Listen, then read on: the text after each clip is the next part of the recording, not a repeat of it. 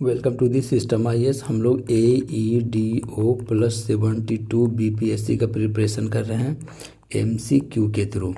Theoretical part जो है already complete हो चुका है, प्लेलिस्ट में वीडियो पड़ा हुआ है, वहाँ से जाकर आप देख सकते हैं। लक्ष्मीकांत का जो पॉलिटी का लेक्चर है 7 घंटे का है लगभग। एक बार प्लेलिस्ट आप शुरू करोगे तो 7 घंटे में ख़त्म हो जाएगी पॉलिटी। उसके बाद MCQ का ये सीरीज़ कर लो, कहीं से भी सवाल छूटने का कोई भी चांस नहीं है। लगभग 9 लेक्चर हम लोगों ने कंप्लीट कर लिया। आज हम लोग पढ़ेंगे लेक्चर नंबर 10, जिसमें हम लोग देखने वाले सेंटर स्टेट रिलेशन से। सेंटर स्टेट रिलेशन से जितना भी MCQ बन सकता है, ठीक है, वो सारा MCQ इसमें फॉर्मुलेट किया गया है, इसीलिए इधर उधर जाने की बिल्कुल भी ज़रूरत नहीं है। एक जगह पढ़ो, पूरा पढ़ो, ठीक है। देखते हैं पहला सवाल क्या कहानी है। पहला सवाल, under which part of the constitution are centre state legislative relation dealt with. तो पार्ट 11। आपको ये बात पता है कि पार्ट 11 में जो है वो दिया हुआ सेंटर स्टेट रिलेशन के बारे में बात करता है, पार्ट 11। उसके बाद देखते हैं, how many subjects are in the union list as per the present constitution. तो प्रेजेंट कॉन्स्टिट्यूशन के हिसाब से यूनियन लिस्ट में टोटल कितना सब्जेक्ट है, तो 98 सब्जेक्ट है। देखो, ऐसा नहीं कि किसी भी एग्जाम में सिर्फ डिफ़िकल्ट सवाल ही आता है, ठीक है, आसान सवाल भी आता है, लेकिन आसान सवाल पे भी हम लोग जो है वो गलती ना करें, इसलिए जो है एक नज़र से ये सब सारी चीज़ों को दौड़ा लेना है, क्योंकि डेटा है 98, ठीक है। यूनियन लिस्ट में 98 सब्जेक्ट है, कॉन्करेंट लिस्ट में 52। Which article gives parliament exclusive power to make laws on residuary subject. अब कहानी क्या है, एक तो हो गया यूनियन सब्जेक्ट, ठीक है, एक हो गया स्टेट सब्जेक्ट, ठीक है, एक हो गया कॉन्करेंट। अब कुछ बच्चा खुच्चा जो सब्जेक्ट है, यानी कि रेसिडुअरी सब्जेक्ट जो बच गया, इसका पावर किसके पास है, कि इसके रिगार्डिंग किसके पास पावर है कि वो लॉ बना सकती है, तो पार्लियामेंट के पास पावर की जो रेसिडुअरी सब्जेक्ट है उसके रिगार्डिंग लॉ बनाने का पावर किसके पास है, तो पार्लियामेंट के पास है। ऐसा कौन सा आर्टिकल में कहा गया है, तो आर्टिकल नंबर 248 में कहा गया है, ठीक है। आर्टिकल नंबर 248 ये कहता है कि भैया जितना भी रेसिडुअरी पावर है वो किसके पास है भैया, वो पार्लियामेंट के पास है। आगे चलते हैं, the concurrent list contains how many subjects. कितना सब्जेक्ट कॉन्करेंट लिस्ट में, तो 52 सब्जेक्ट। आगे चलते हैं, the goods and services tax GST was introduced by which constitutional amendment. तो कौन सा कॉन्स्टिट्यूशनल अमेंडमेंट एक्ट के तहत जो है GST इंट्रोड्यूस किया गया था, तो आपको पता ही है 101, ठीक है, 101 constitutional amendment act. Which body is empowered to recommend the distribution of tax revenue between center and state। देखो, कॉन्स्टिट्यूशनल अमेंडमेंट एक्ट अगर पूछेगा तो 101, और आर्टिकल अगर पूछेगा तो 279A, ठीक है। ये आर्टिकल रिलेटेड है किससे, GST से, ठीक है, 101 और 279A। आगे चलते हैं, ये क्वेश्चन क्या कर रहा कि भैया which body empower to recommend the distribution of tax revenue between the centre and state. आपको पता ही है, प्लानिंग कमीशन नहीं, नीति आयोग नहीं, फाइनेंस कमीशन। फाइनेंस कमीशन का काम यही है कि सेंटर और स्टेट के बीच में जो है वो डिस्ट्रीब्यूट करे टैक्स को, टैक्स रेवेन्यू को। आगे चलते हैं, who appoints the governor of the state. Simple सा सवाल है, गवर्नर स्टेट का कौन अपॉइंट करता है भैया, तो प्रेसिडेंट करता है, सिंपल है, ठीक है। आगे चलता है, what is the tenure of the governor as per the constitution. Constitution के हिसाब से टेन्योर कितना है गवर्नर का, तो 5 साल, ठीक है। आगे चलते हैं, which articles enables Parliament to legislate on matters in the state list in the national interest. तो बताइए, which article enables Parliament to legislate on matter, किस, ठीक है, on matter in the state list in the national interest पे।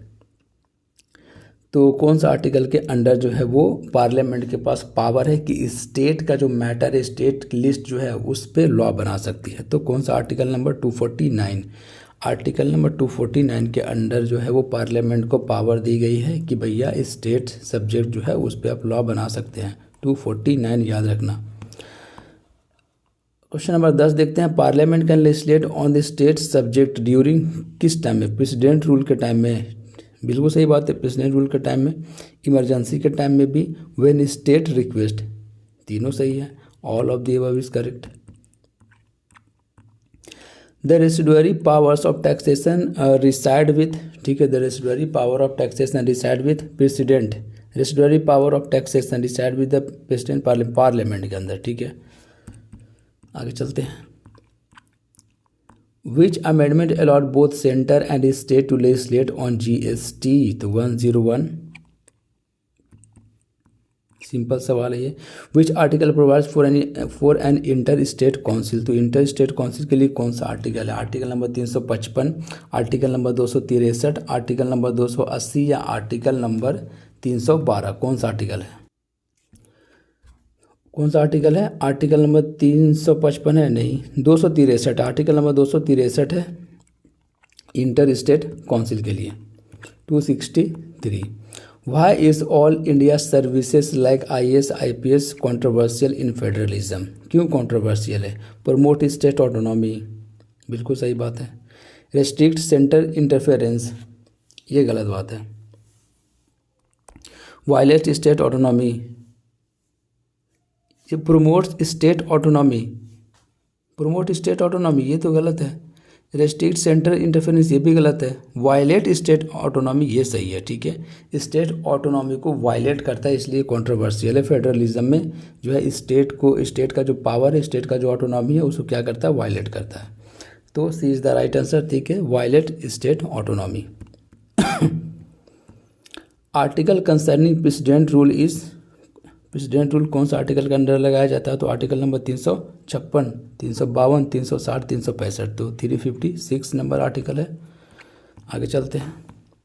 Who can remove the chairman of A state public service commission, तो अब देखो interesting चीज़ हो गया। रिमूव कौन करता है स्टेट पब्लिक सर्विस कमीशन को? ठीक है, chairman of the state public service commission को रिमूव कौन करता है? तो प्रेसिडेंट करता है, ठीक है। कौन करता है? प्रेसिडेंट, गवर्नर नहीं।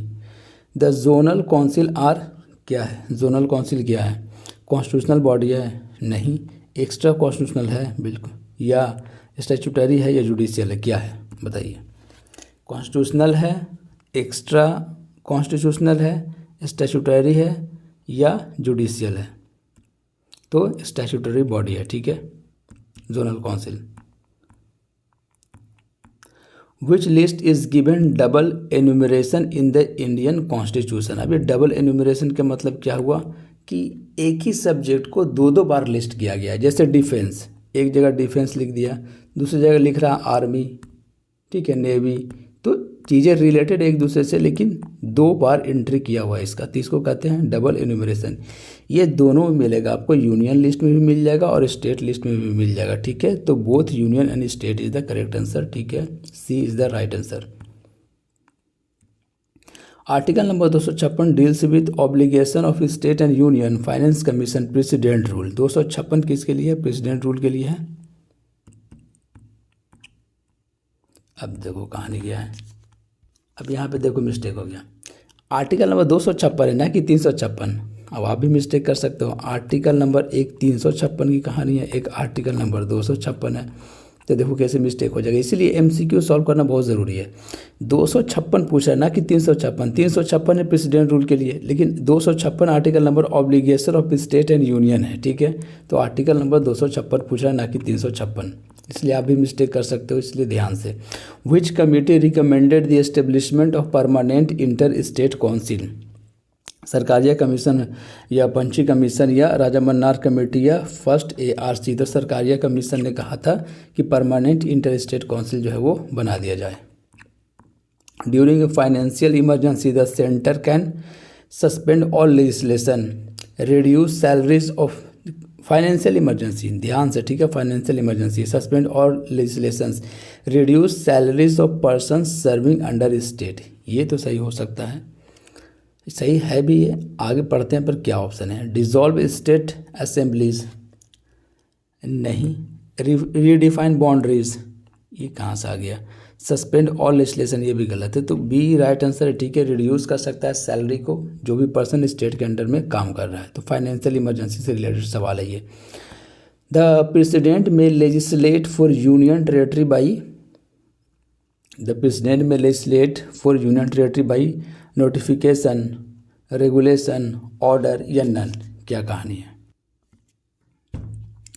The president may legislate for union territory by notification by regulation. बस ध्यान से पढ़ोगे तो कहानी बन जाएगी। The planning commission was replaced by NITI Aayog, पता है आपको, 1 जनवरी 2015। The Sarkaria commission was constituted in कौन सा में 1983 में, तो कौन से ईयर में 1983 में Sarkaria commission. Taxes levied bye centre but collected and appropriated by state fall under कौन सा आर्टिकल के अंडर में आता है भैया, कि जो है वो taxes levied by the centre, tax कौन लगाएगा, सेंटर लगाएगा। Collected and appropriated by the state, collect कौन करेगा, स्टेट करेगा। कौन सा आर्टिकल ऐसा कहता है, आर्टिकल नंबर 268, आर्टिकल नंबर 269, 270 या 279, तो आर्टिकल नंबर 268 की कहानी है ये। सेंटर जो है लगाएगी टैक्स पर कलेक्ट कौन करेगा भैया, स्टेट। 268 नंबर आर्टिकल है इसके लिए। The term federal supremacy refers to what, federal supremacy का मतलब क्या होता है, इस तरीके का सवाल पूछा जाता है, ठीक है, ध्यान में रखना। State over union, union over state, individual right या president rule. Federal supremacy, state over union, union over state, individual rights या प्रेसिडेंट रूल। क्या है इसका कहानी, फेडरल सुपरमेसी का मतलब। ये बात आपको पता है, कोई डिफ़िकल्ट कहानी नहीं है। स्टेट ओवर यूनियन ये केस होगा नहीं, union over state, federal supremacy, ठीक है, यूनियन स्ट्रांग होगा, union over state. Union list subjects over ride state and concurrent list in case of the conflict. यही कहानी है कि भैया यूनियन लिस्ट सब्जेक्ट जो है ओवर राइड करेगा स्टेट से, ठीक है, और कॉन्करेंट लिस्ट में अगर कोई कॉन्फ्लिक्ट होता है तो, कॉन्करेंट लिस्ट में कोई कॉन्फ्लिक्ट हो गया तो यूनियन ही जो है ओवर राइड करेगी। आगे चलता है। Punchhi commission on central state relation submitted its report in 2010 में। आगे चलते हैं। Article number 281 related to what, article number 281 किसी से रिलेटेड है, inter state council function, recommendation of finance commission, emergency provision या ऑल इंडिया सर्विसेज। क्या है, inter state council function, recommendation of finance commission, ठीक है, recommendation of finance commission is the right answer. Article number 281 mandates the president to present financial commission recommendation to parliament. आगे चलते हैं। Article number ये entry number 52 and entry number 55 to state list was omitted by, कौन सा जो है constitutional amendment act के तहत ये दोनों को जो है रिमूव कर दिया गया था। एंट्री नंबर 52 इंपॉर्टेंट है, ये एंट्री नंबर 55, ठीक है, नए तरीके से जो है वो मतलब नया जो है वो पद क्रिएट किया गया एडीओ का, तो किसी भी तरीके से सवाल पूछा जा सकता है, इसलिए हर तरीके से तैयार रहना। इसलिए सीरीज जो है वो चलाया जा रहा ताकि मैक्सिमम से मैक्सिमम डायमेंशन में हम लोग क्वेश्चन को करके जाएं। एक ही एग्ज़ाम में एक बार निकल गया, कहानी ख़त्म, ठीक है, कोई लिखने उखने की कहानी इसमें है नहीं।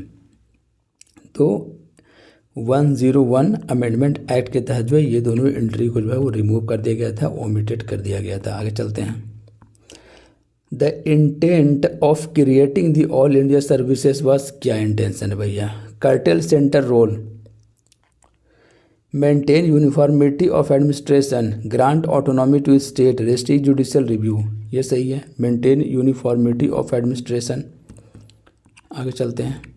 Sarkaria commission observe federal supremacy is a technique to what, resolve disagreement, cause state chaos, ठीक है, इंश्योर जुडिशरी पावर। क्या कहानी है, अभी पढ़ोगे तो आपको बातें जो है समझ में आ जाएगी कि भैया रिजोल्व डिसएग्रीमेंट, ठीक है, फेडरल सुपरमेसी रहेगा तो डिसएग्रीमेंट जो है वो रिजॉल्व किया जाएगा, नहीं तो दोनों आपस में लड़ते रहेगा, सेंटर और state.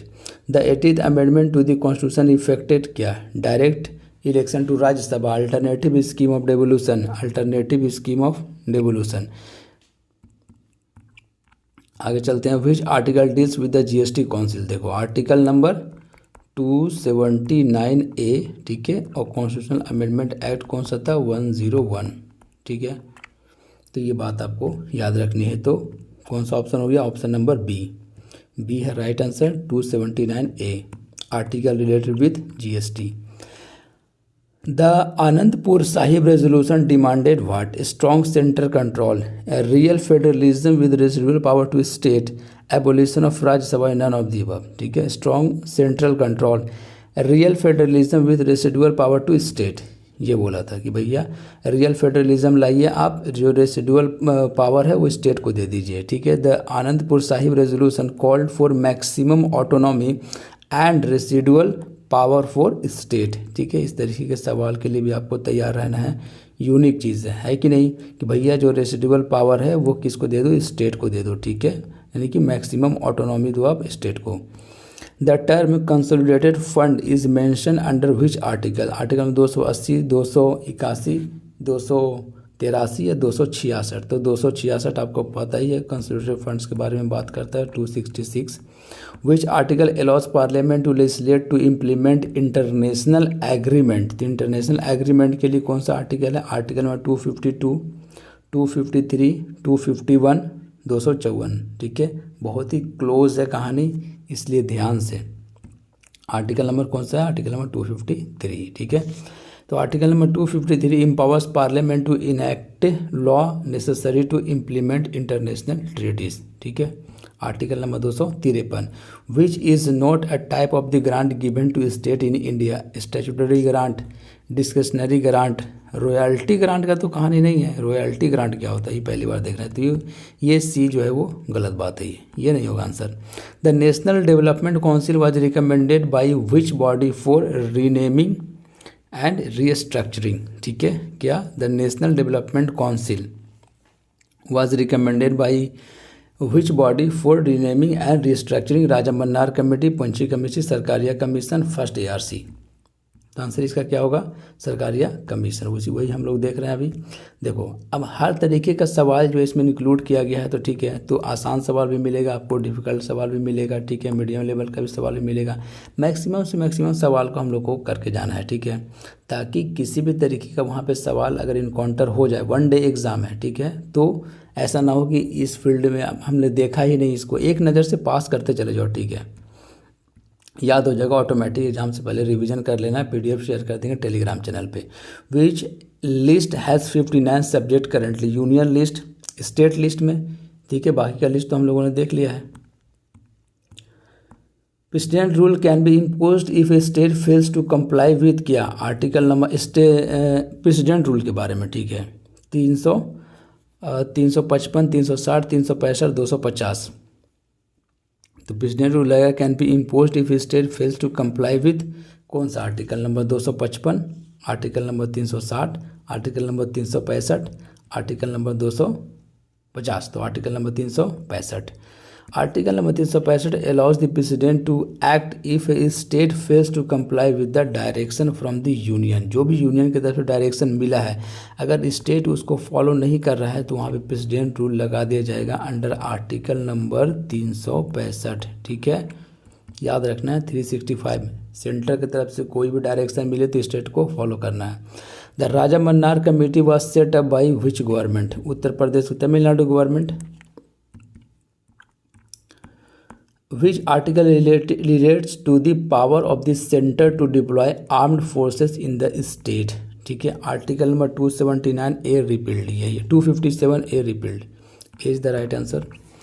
Who can recommend A change in tax sharing formula between centre and state, parliament option में है क्या भैया। Who can recommend A change in tax sharing formula between centre and state, ministry of finance, NITI Aayog, finance commission या parliament, ठीक है। अब क्या answer होगा इसका, क्या है, फाइनेंस मिनिस्टर नहीं, नीति आयोग नहीं, पार्लियामेंट है, तो कंफ्यूज नहीं होना, पार्लियामेंट करेगी या फाइनेंस कमीशन करेगी, एक ऑप्शन चूज करना आपको, ठीक है, C या D।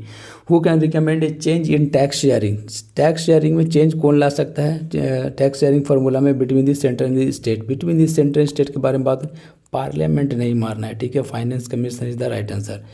इसलिए पार्लियामेंट बोले कि यहाँ ऑप्शन में है तो वो टिक ना कर दो, ठीक है, तो finance commission is the right answer. The inter state river water dispute, ठीक है, adjudication is empower under article number 262, ठीक है, आर्टिकल नंबर 262 है ये, ठीक है, फेमस आर्टिकल है, मेंस वगैरह लिखते हैं तो आर्टिकल को यूज़ करते हैं इसको। A law passed by parliament on state list topic for 2 or more state can be apply to all states, नहीं, be adopted by other state by passing a resolution, ये सही बात है। दूसरा, अब ये कहना ये चाह रहा है सवाल कि भैया अगर 2 और 2 से ज़्यादा स्टेट के लिए कोई लॉ जो है पास किया है पार्लियामेंट, तो क्या बाकी का जो रिमेनिंग स्टेट है तो वो भी अडॉप्ट कर सकता है उस लॉ को एक रेजोल्यूशन पास करके। सिंपल सी बात यह है, ज़्यादा कहानी वीडियो को लंबा नहीं करना है। The grounds for conflict in centre state relation include क्या, डिसमिसल ऑफ गवर्नर, सही है। नीति आयोग कंट्रोल्स, ये भी सही है। रिजर्वेशन ऑफ बिल, ये भी सही है। तो ऑल ऑफ दी अबव, ये सब रीज़न है कि दोनों में टसन होता है सेंटर स्टेट में।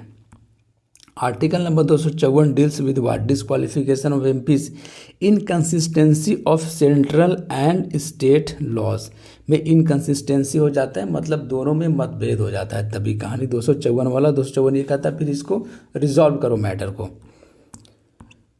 ठीक है। तो article number 254 resolve conflict between the central and state laws on subjects on the concurrent list.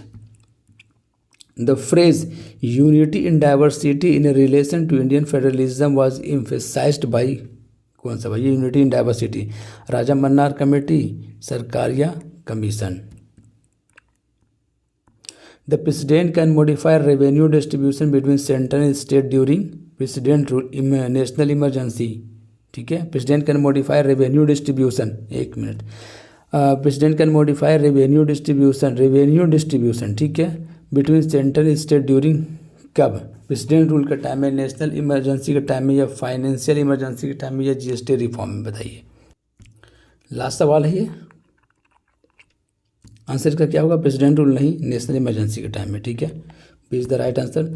तो ये था 50 सवाल सेंट्रल स्टेट रिलेशन जो दिया हुआ टॉपिक लक्ष्मीकांत में उससे, ठीक है। हर एक तरीके से हम लोगों ने सवाल को देखा है, ठीक है। इससे एक सवाल आ भी गया, 2 सवाल आ भी गया, तो इससे बाहर सवाल नहीं बनना है प्रॉपर। इसका लेक्चर अगर आपको देखना है तो प्लेलिस्ट में वीडियो जो है वो पड़ा हुआ, वहाँ जाकर आप देख सकते हैं, ठीक है।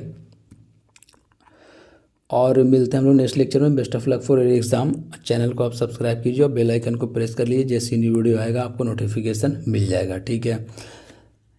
वीडियो लाने में लेट हो रहा है क्योंकि टाइम लगता है एमसीक्यू बनाने में, इस वजह से।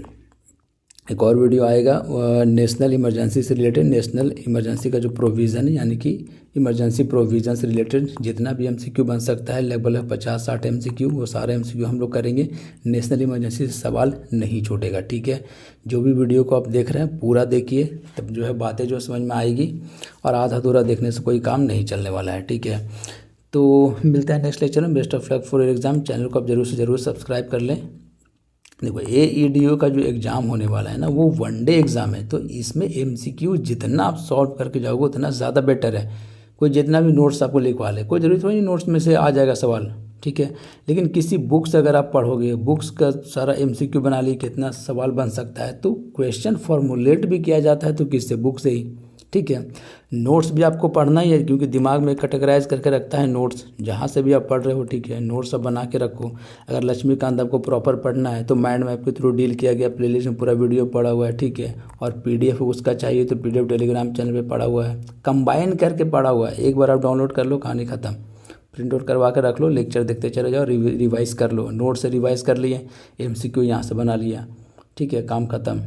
ऐसे एक करके जो है एक एक टॉपिक हम लोग कंप्लीट करेंगे। उसके बाद हिस्ट्री देखेंगे, हिस्ट्री प्रॉपर पढ़ेंगे हम लोग, एंशिएंट पढ़ेंगे, मेडिवल पढ़ेंगे और मॉडर्न पढ़ेंगे। NCERT से पढ़ेंगे, ठीक है। NCERT इसलिए क्योंकि पहली बार एग्ज़ाम होने वाला है AEDO का, ज़्यादातर उम्मीद है कि सारा सवाल NCERT से ही आना है, और कहाँ से आएगा आप खुद सोचो, ठीक है। इसलिए NCERT पे ज़्यादा जोर देने वाले हैं, ठीक है। बाकी का जो सब्जेक्ट पढ़ेंगे उसमें हम लोग पॉलिटी के लिए Laxmikant. Best of luck for exam. मिलते हैं नेक्स्ट लेक्चर में।